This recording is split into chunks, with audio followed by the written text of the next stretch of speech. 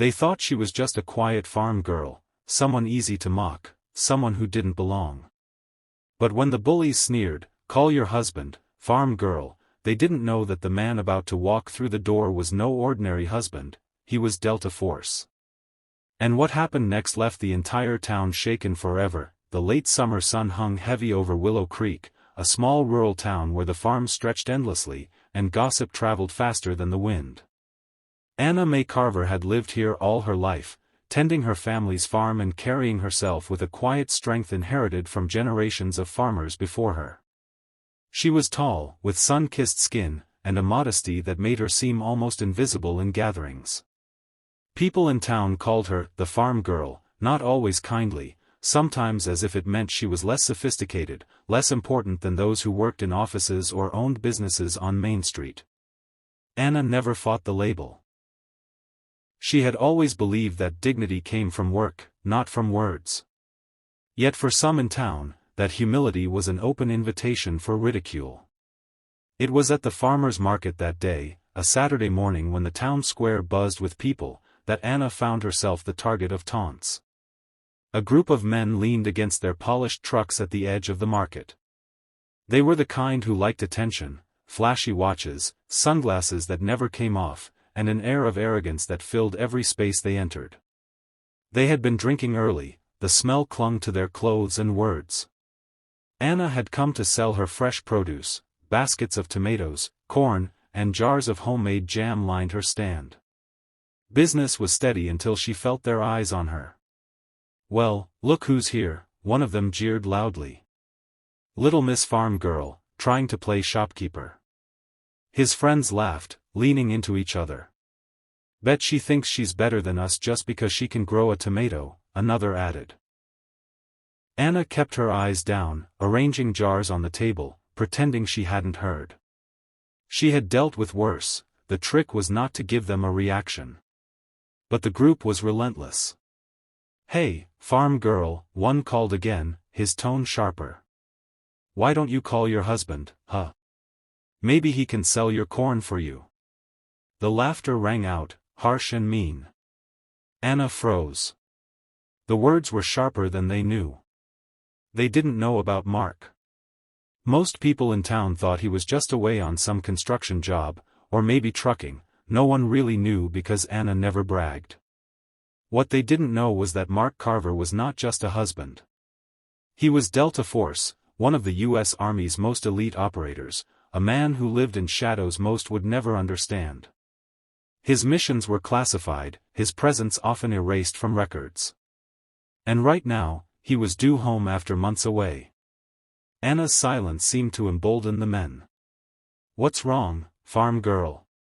Cat got your tongue? Or maybe your husband ain't real. Maybe you made him up. Yeah, call him. Let's see him." Their mockery drew attention, and soon others at the market turned to watch. Anna felt her cheeks burn, not from shame but from the heat of anger she fought to keep buried. She hated confrontation, but more than that, she hated cruelty. Still, she didn't speak. She just packed her baskets slowly, deliberately, like their noise was nothing more than distant thunder. "She won't do it," one of the men sneered. "Her husband probably ran off ages ago. No man sticks around for a farm girl who smells like pigs." The laughter grew. And that was when Anna heard a familiar sound, the low, unmistakable growl of a diesel truck pulling up behind her. She didn't turn right away. She didn't have to. Her heart knew before her eyes did. Mark was home. Mark Carver stepped out of the truck, boots hitting the gravel with a weight that made heads turn. Months away on deployment had hardened him even further. He was tall, broad-shouldered, with a steady gaze that could silence a room. He wore no uniform, just jeans and a plain shirt, but something about him radiated authority, the kind that didn't need to be announced. His eyes went straight to Anna, softening instantly. She looked at him with a mixture of relief and apology, as if she hated that he had to walk into this. He gave her a small smile, reassuring, before turning his attention to the men behind her. "Problem here?" His voice was calm, almost casual, but underneath it was steel. The men shifted uneasily. They hadn't expected her husband to actually show up, and certainly not a man who carried himself like this. Still, bravado was a drug, and they weren't ready to back down in front of the crowd. "We were just having a little fun," one said with a shrug. "No harm in joking with the farm girl." "Farm girl," Mark repeated slowly, his jaw tightening. He stepped closer, closing the space until the laughter died in their throats. "That farm girl happens to be my wife. And I don't recall giving you permission to speak to her." The leader of the group tried to laugh it off. "Hey, relax, buddy. We didn't mean nothing by it." "You meant enough to make her uncomfortable," Mark shot back, his voice rising slightly. "That's more than enough for me." One of the men muttered, "What are you gonna do about it?" The crowd went silent. Mark took another step, his shadow falling over them. "You don't want me to answer that," he said evenly. His eyes were cold now, trained like a weapon. There was something in his presence, something dangerous and unspoken, that made even the boldest among them falter. The leader tried again to save face. "What, you think you're some kind of tough guy?" Mark didn't blink. "I don't think. I know. And I've faced men 100 times tougher than you. Men who don't walk away." The words hung in the air, heavy, terrifying in their simplicity. The men finally broke eye contact, shifting awkwardly. The bravado drained from their faces. They hadn't known who they were dealing with, and now, standing in front of Mark Carver, they realized they had mocked the wrong woman. The market returned to its hum, but whispers followed. People exchanged glances, trying to piece together who exactly Anna's husband was. Some had heard rumors of his military background, but the way he carried himself now left no doubt that it was something far greater. Anna finished packing her baskets, her hands steady again now that Mark was there. He helped her load the truck, his movements efficient, protective. But before they could leave, the sheriff walked over, having observed the confrontation from a distance. Sheriff Jacobs was an old friend of Mark's father, a man who respected the Carvers but also knew when trouble brewed. "Everything all right here?" he asked, his tone cautious. Mark nodded.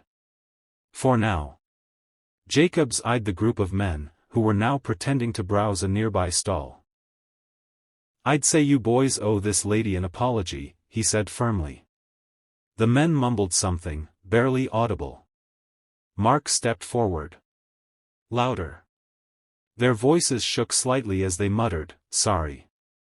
Anna inclined her head politely, though she didn't need their apology. She had already gotten the only defense that mattered.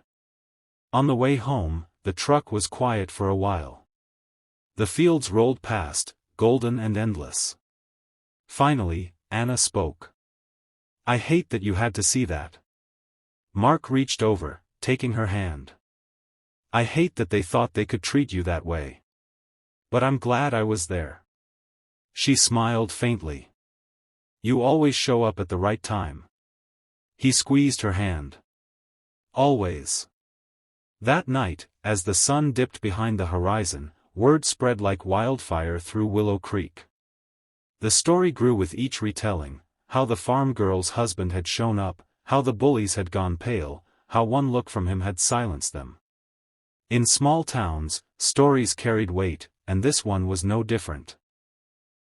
People began to see Anna differently, not just as a farm girl, but as someone who commanded quiet respect, not because of her husband alone, but because she had borne the ridicule with grace. Yet, in the privacy of their home, Anna finally let her emotions spill. She told Mark how tired she was of being underestimated, how exhausting it was to be dismissed because of where she came from. Mark listened, holding her close. "Let them laugh," he whispered. "You know who you are. And so do I.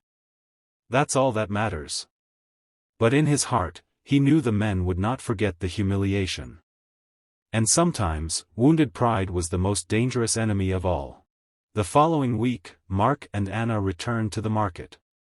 She insisted on going, she would not be chased away by bullies. Mark stood by her side, silent but present, a wall of quiet strength. The men were there again, but this time, they didn't say a word. They avoided eye contact, muttering among themselves. The power dynamic had shifted completely. Customers who once overlooked Anna now lingered longer at her stand, buying more, speaking kinder. Respect had replaced ridicule. One elderly woman whispered, "Your husband, he's something else." Anna smiled softly. "Yes. He is." As the days passed, the town slowly learned what Anna had always known: strength didn't always roar. Sometimes it stood silently beside you, sometimes it planted crops and harvested fields, and sometimes it walked into a market with calm eyes that could silence a crowd. For Mark, the lesson was simple: the world might see his wife as a farm girl, but to him, she was everything. The reason he fought, the reason he came home. And for those who had mocked her, the memory of that day would linger like a scar, a reminder that behind every quiet woman might stand a force they could never comprehend. Years later, when their children were grown, people still whispered about the day the bullies told Anna to call her husband, and how the Delta Force warrior walked into Willow Creek, changing everything with his presence alone. It became a story told around tables, a lesson in humility, respect, and the kind of love that stood taller than any insult. Anna never needed anyone to fight her battles, but she would never forget the way Mark had stood for her. And in the end, it wasn't the bullies who defined her story. It was the strength of a farm girl and the love of a soldier who showed up when the world dared to laugh. If this story touched your heart, don't just scroll. Hit like, share it with someone who needs this reminder, and subscribe to Kindness Vibes for more powerful true-to-life stories of love, respect, and strength.